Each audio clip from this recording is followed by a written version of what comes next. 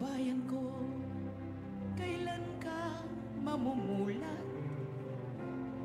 Ang totoo'y nakikita na, pumipikit ka ba?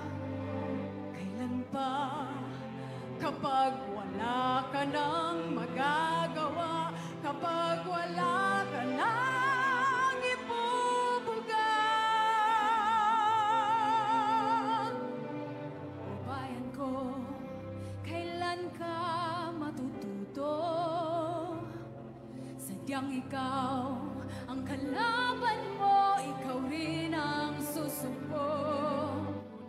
Puso, nandito ako sa harap ng tanggapan ng Senado sa Pasay City kung saan binahana yung mga nagpoprotesta tungkol sa flood control project. Katulad ng nakikita nyo dito sa mismong harap ng tanggapan ng Senado, hanggang gutter deep yung level ng baha, pero doon sa kabilang side ay mas malalim. Yung mga lalaking nakatayo doon, nakikita namin na hanggang binti na nila yung level ng tubig. At mukhang mahihirapan yung mga sasakyan dito na makadaan.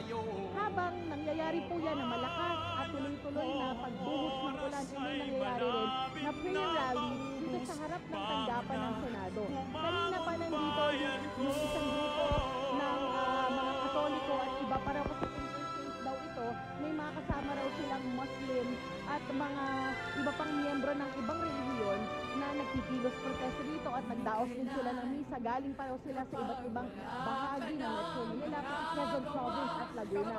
Ang kanilang itinananawagan sa gobyerno ay pananagutan doon sa mga government officials at ng ibang individual na sangkot sa mga maanumalyang flood control. Bayan ko, kailan ka tatayo? Kay rami ng dugong inalay sa'yo.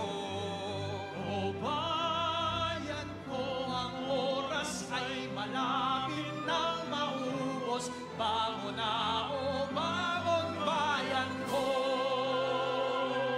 Kung magsasama-sama, tinig na sabay-sabay, susulong na, sunod na. O bayan ko, kailan ka